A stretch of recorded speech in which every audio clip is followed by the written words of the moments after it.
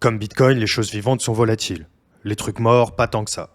Ça, c'est les mots de Michael Saylor, le célèbre PDG de MicroStrategy qui a décidé de sauter à pieds joints dans Bitcoin.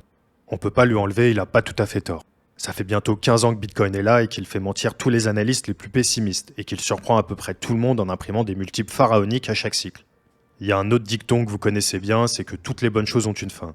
Bon, ici je parle évidemment pas de la fin de Bitcoin, mais plutôt de la fin des bull market et des bear market comme on les a connus. Si comme moi vous êtes dans l'écosystème depuis un moment, vous êtes sans doute habitué à tanker des moins 30% en une journée, et l'inverse est vrai aussi.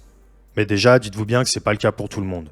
De nombreuses personnes sont arrivées à la fin du bull run de 2021 et n'ont à peu près jamais connu l'euphorie qui a animé les marchés en 2013, 2017 ou bien 2020. En réalité, peut-être que cette euphorie appartient désormais au livre d'histoire. De cycle en cycle, on voit très bien que le retour sur investissement de Bitcoin ne fait que diminuer. Dans cette vidéo, on va essayer de prendre de la hauteur et de comprendre pourquoi cela devient de plus en plus difficile de faire énormément d'argent sur ce marché et voir comment on peut tirer notre épingle du jeu. Le constat est sans appel. La performance du Bitcoin ne fait que diminuer d'année en année. On est passé d'une performance d'environ 20 000% sur le premier cycle à seulement, entre guillemets, bien sûr, 600%. C'est déjà pas mal, mais force est de constater qu'on a de moins en moins de volatilité. Même les bear markets sont de moins en moins profonds. On vient d'un temps où Bitcoin pouvait perdre 90 à 95% de sa valeur en l'espace de quelques semaines. Sur le dernier cycle, on a à peine tapé les moins 75%.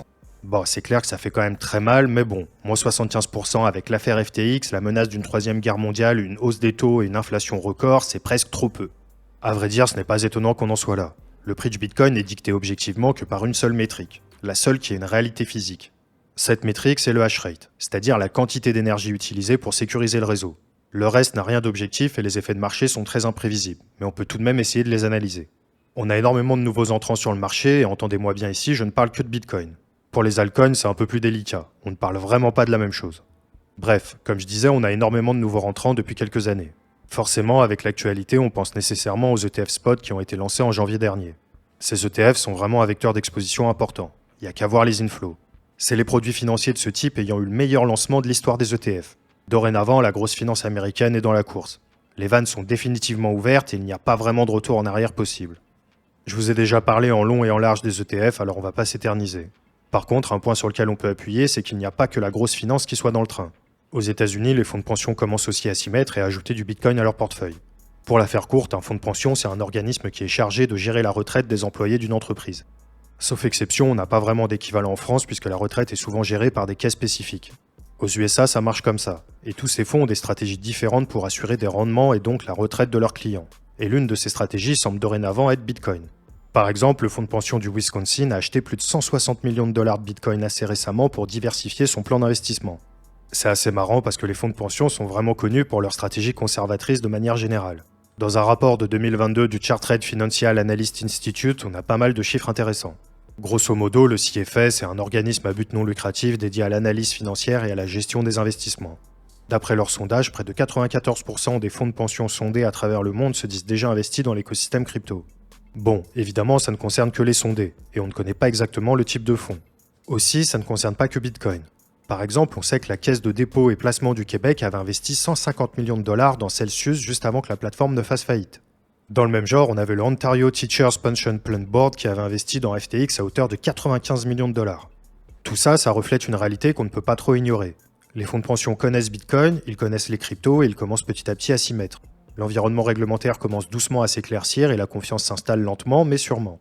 Dans le rapport de la CFA, c'est à peu près le même constat pour les banques, les compagnies d'assurance et en fait toutes les autres institutions. La légitimation est un cercle vertueux et la confiance s'auto-entretient. Alors forcément qu'on verra de plus en plus d'acteurs se positionner. Peut-être même qu'un jour, les institutions qui n'auront pas suivi le mouvement seront les grandes perdantes de ce marathon. C'est de la théorie des jeux assez basique finalement. Et c'est entre autres les préceptes qui sous-tendent l'adoption de Bitcoin à l'échelle planétaire. Si mon voisin achète, alors ça en fait moi pour moi. Du coup, il faut que j'achète avant lui. Vous voyez le principe. Imaginez un peu le jour où cette compétition invisible se fera à l'échelle de puissances économiques comme des États. Puis de toute façon, avant les États, on a les banques. Récemment, on a BNP Paribas qui a acheté du Bitcoin de BlackRock. Un très petit montant, certes, mais bon, ça se pose là.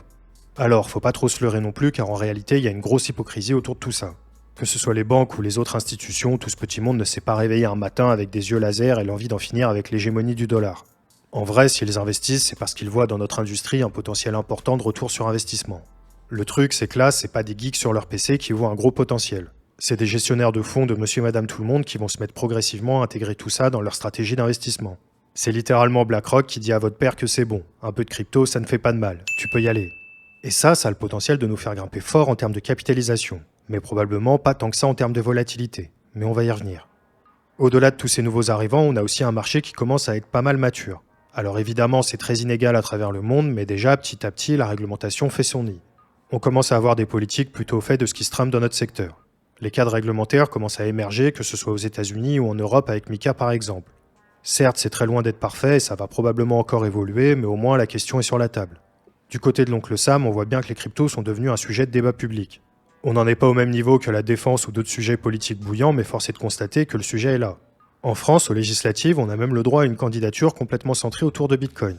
Pour la première fois, les bitcoiners n'étaient pas obligés de voter blanc, ils pouvaient voter orange. C'est anecdotique, on est d'accord, mais vous commencez à voir où je veux en venir. On a tous en tête la courbe d'adoption du Bitcoin et une chose est sûre, c'est qu'on n'en est plus aux premiers adoptants.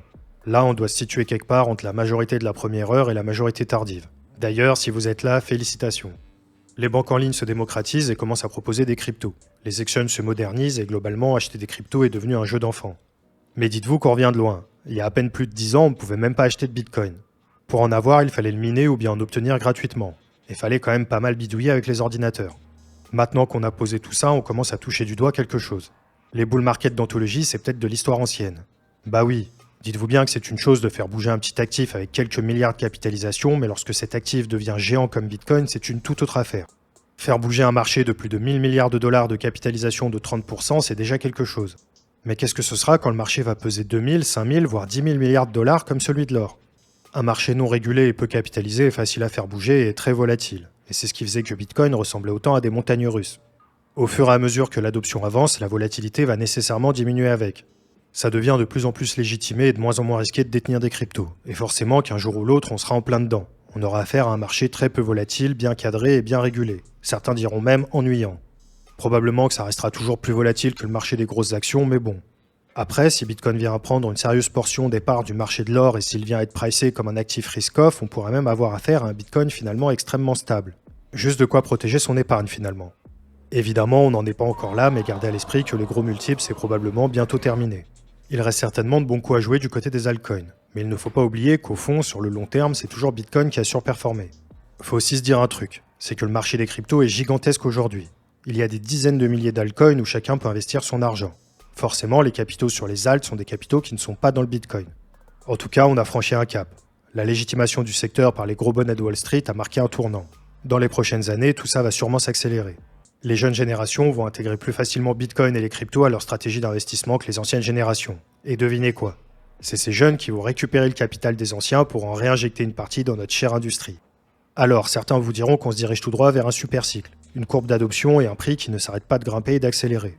Personnellement, je miserais plutôt sur une certaine cyclicité. Comme aujourd'hui en fait, mais avec une volatilité écrasée par le poids de la capitalisation monstrueuse que le marché des cryptos finira par peser. Après, faut aussi se dire que le marché a encore de quoi nous surprendre. Les cryptos, ça reste une goutte d'eau dans l'océan de la finance.